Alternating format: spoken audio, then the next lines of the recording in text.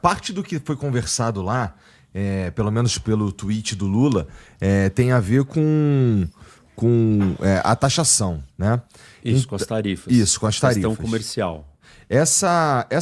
Dá pra gente dizer que provavelmente, pelo menos, o governo americano está sendo pressionado acerca do aumento do preço do café, por exemplo? Olha, assim, existe dentro da política, né, os grupos de interesse que estão sendo afetados. Então tem empresário, tem gente nos Estados Unidos que não quer que isso aconteça. Esse lobby pode estar sendo trabalhado. Tem gente no Brasil que tem acesso lá que também está trabalhando. A gente sabe disso. Mas eu acho que, no final das contas, o Trump, a postura dele, o comportamento, ele é um cara muito transacional, né? Então ele quer ter vitórias em cada interação dele. E normalmente as vitórias que ele mais busca são vitórias econômicas. Eu saí ganhando alguma coisa. Eu acho que não é tanto essa pressão, mas é a possibilidade dele sentar na mesa e marcar um gol. E ter uma vitória. E aí uma pergunta que a gente tem que fazer aqui, também jogo aqui na mesa para vocês, né, para o Tramontina pensar junto, o que o Brasil pode dar para os Estados Unidos de vitória para o Trump? Porque o que vai fazer o Trump recuar? Tem que ter alguma coisa, ele tem que sair ganhando alguma coisa. Tem sido assim com todos os países do mundo. E tem um monte de discussão, né? O que o Brasil pode oferecer? Vai de ter terras raras, até eu já falei bastante disso, comprar menos diesel da Rússia e passar a comprar esse diesel dos Estados Unidos. Até porque o Trump está muito incomodado com o Putin nessa fase, nesse último mês aí, ou talvez menos de um mês. Porque ele quer acabar com a guerra lá na Ucrânia, então ele quer dificultar o financiamento da guerra da Rússia e cortar a venda de combustível é um jeito. Sancionou a Índia por isso. Talvez não seja esse o motivo, mas usando essa desculpa. Então, assim, o que o Brasil vai oferecer para os Estados Unidos? E aí não é só a gente discutir o que nós temos para oferecer, mas o que a sociedade brasileira, o governo brasileiro, o Lula, está disposto a oferecer. Porque vamos falar em terras raras.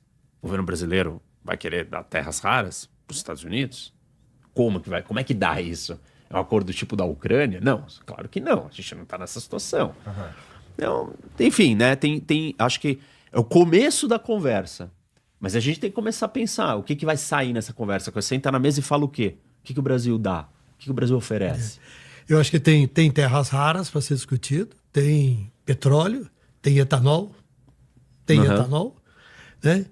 Agora, o Brasil também é conhecido internacionalmente como um país protecionista. O Brasil aplica tarifas altas para a entrada de muitos produtos estrangeiros, inclusive produtos americanos. Né? Então pode haver uma negociação onde o Brasil venha a ceder um pouco aqui, ceder um pouco lá.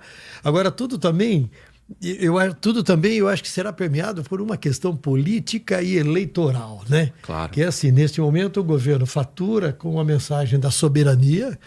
Aqui mandamos nós. Você não vai mandar na nossa vida. Nós, o povo brasileiro, é senhor do Brasil. Né? Na hora em que o governo brasileiro ceder em alguma coisa, como é que isso vai ser visto aos olhos do público e como é que isso vai ser usado politicamente pelos grupos, de um lado e do outro. Tudo é muito delicado e tudo é muito sutil. Por isso que é muito difícil um acordo sair. Eu não acho que nós estamos com essa facilidade. Porque acordos não têm saído por aí. Nenhum acordo, em lugar nenhum. Os acordos todos que saíram colapsaram em algum momento, voltaram atrás. O Trump mudou de ideia, achou que ganhou pouco, dobrou a aposta, exigiu mais e assim por diante. Olha a situação com a Índia, que está no mesmo nível do Brasil de tarifa, os 50%. A Índia estava outro dia ali abraçando o Xi Jinping e o Putin. Depois de anos que o Modi, né, o primeiro-ministro, não visitava a China, foi lá visitar a China. Isso é um indício de quanto o Trump pode esticar a corda. A diferença que eu acho, e que sempre tem me preocupado desde que essa crise começou com os Estados Unidos, é que o Brasil ele tem pouca alavancagem, pouco leverage, né? Por quê? Porque a gente não é o maior país populoso do mundo, a gente não tem bomba atômica, a gente não tá...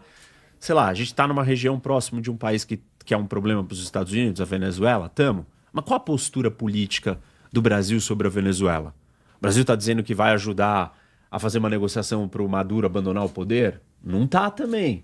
Então, o Brasil ele é pouco importante do que ele pode oferecer. Só se ele vier com as ofertas econômicas, do petróleo, terras raras e assim por diante. Mas isso não é uma coisa tão imediata e eu não sei se isso está maduro por parte do governo brasileiro. Não sei se o Lula já pensou com a equipe dele, tá, nós vamos oferecer terras raras como? Como é que é a arquitetura, o desenho dessa oferta? É uma concessão? Não, concessão da onde? É uma joint venture, entendeu? O que é? Não acho que nós evoluímos tanto. Então, o que tem me parecido até agora é que era fácil bater no Brasil. Tava ficando fácil. Agora a gente deu uma recuada, então parece que a escalada não vai continuar. Mas se a coisa também não andar, ela pode voltar a escalar rápido.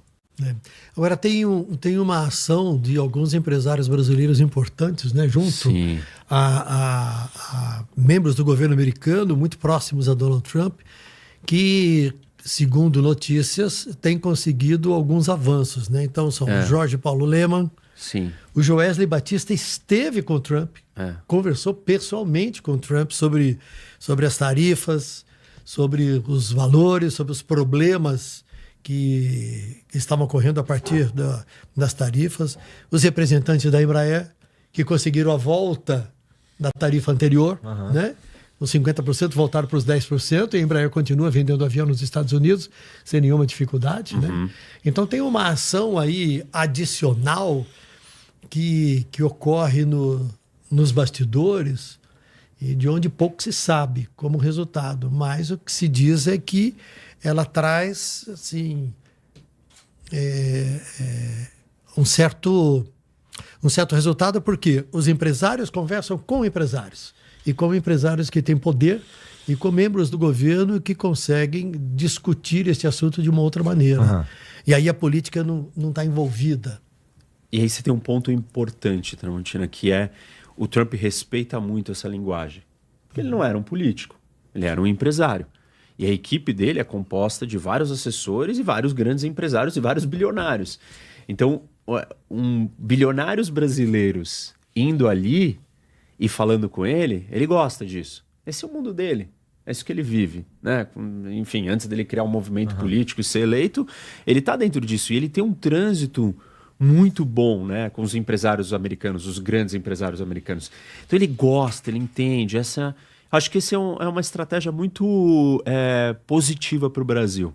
O Brasil tinha que coordenar mais com essas figuras e usar eles de uma forma mais estratégica, mais pensada.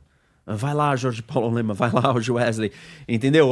Então você fala isso, você traz aquilo, porque essa é uma ferramenta importante para o Brasil.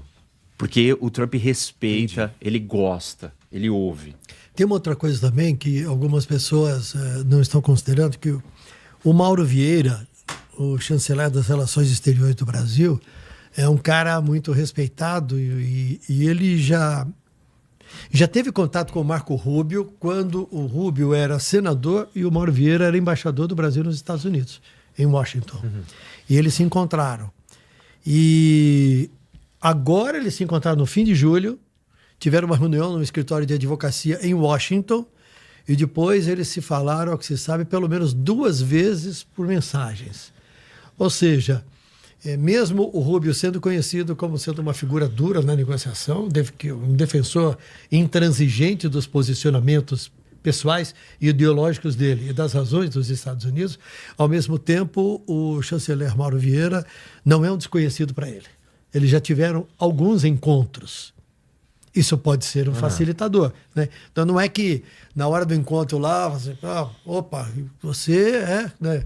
Então o Mauro Vieira estará com o glorioso vice-presidente, o Geraldo Alckmin, junto com o Fernando Haddad. Aliás, Fernando Haddad vai essa semana para a reunião do G20 nos Estados Unidos, né? E está tentando um encontro, inclusive, com o secretário de Negócios. Secretário de Negócios, eu não me lembro agora qual que é o cargo, que é o cara mais importante da área da economia dos Estados Unidos. No Scott Bessent. Do Tesouro. Do Tesouro, secretário do Tesouro. Isso, Scott Bessent. E porque ele vai estar no encontro do G20 e em contato com várias autoridades americanas e haverá uma tentativa de avançar um pouco mais nesses assuntos.